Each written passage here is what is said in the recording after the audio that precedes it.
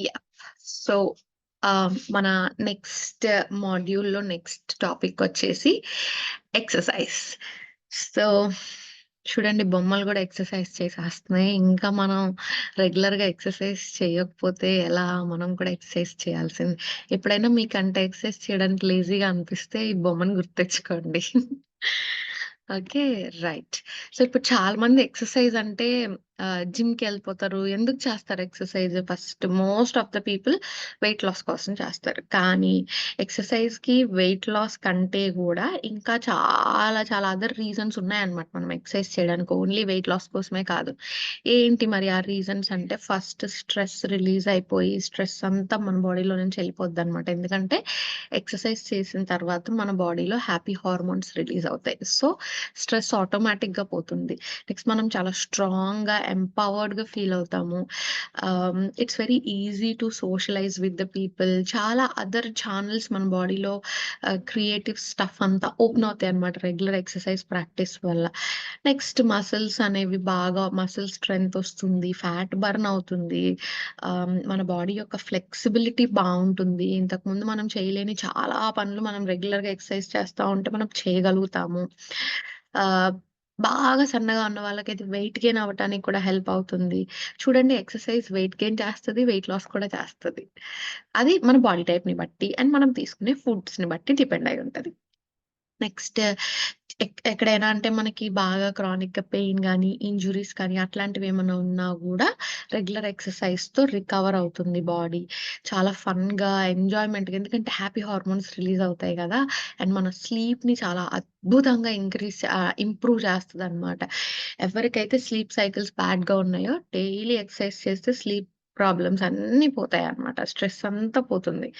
Next మన heart function, cholesterol levels అన్నీ తగ్గిపోయి చాలా హెల్తీగా అంటే ఒక 1 వీక్ మీరు ఎక్సర్సైజ్ చేస్తేనే ఈ చేంజెస్ అన్నీ బాడీలో కనిపిస్తాయన్నమాట.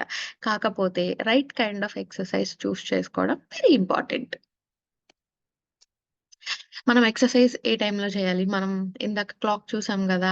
ఐ మీన్ ఇందాక ఇన్ ద సెన్స్ ప్రీవియస్ మాడ్యూల్‌లో మనం వాత, పిత్త, కఫ క్లాక్ చూసాం. సో, కఫకాలం బెస్ట్. ప్రిఫరబుల్‌గా మార్నింగ్ కఫకాలం best for exercise. 6:00-8:00 is best time for exercise.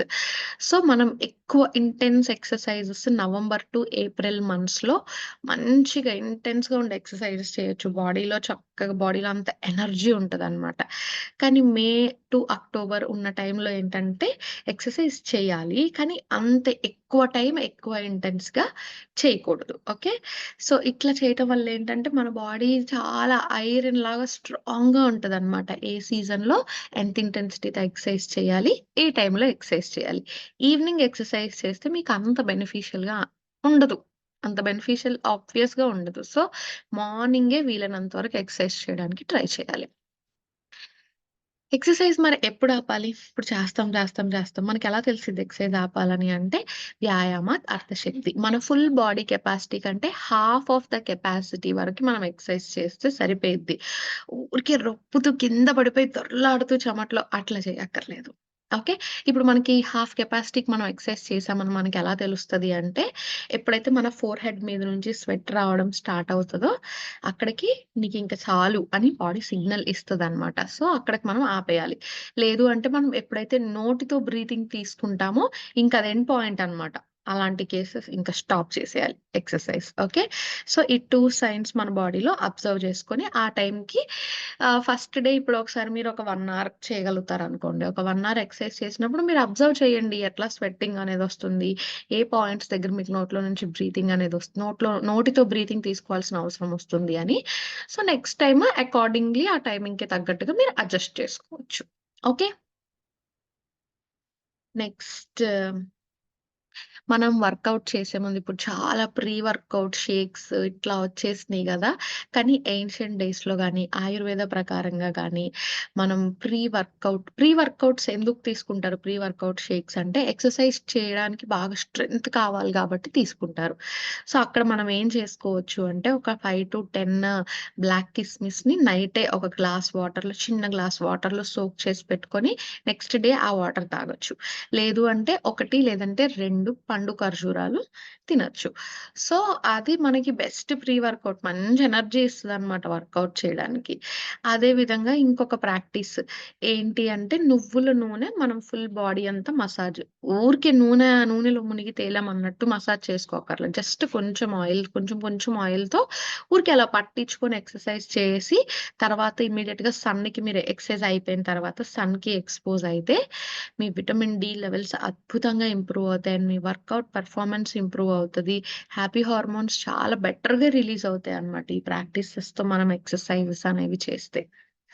So, ఈ మసాజ్ ప్రాక్టీస్‌ని ఏమంటారు అంటే అభ్యంగం అంటారన్నమాట ఆయుర్వేదాలో. నెక్స్ట్ ఇప్పుడు మనకి ఎక్సర్‌సైజెస్ మరి మనం ఎలా చేసుకోవాలి అంటే, చాలా రకాల ఎక్సర్‌సైజెస్ ఉన్నాయన్నమాట. యోగా, పిలాటెస్ మీరిది స్క్రీన్‌షాట్ తీసుకోండి. Pranayama, cardio, walking, cycling, trekking, strength training, so ఏదైనా స్పోర్ట్స్ ప్లే చేయటం, డాన్స్, స్విమ్మింగ్ ఇట్లా చాలా ఇవన్నీ మనకి ఎక్సర్‌సైజ్ కిందకే వస్తాయి. సో, మీరు ఈచ్ ఫార్మ్ ఆఫ్ ఒక్కొక్క ఎక్సర్‌సైజ్ ఒక్కొక్క రోజు చేసుకోవచ్చు. మీరన్ని ఎక్సర్‌సైజెస్ ట్రై చేయొచ్చు. మీ బాడీ టైప్‌కి ఏది మంచిగా అనిపిస్తే మీరది కంటిన్యూ జేసుకోవచ్చు.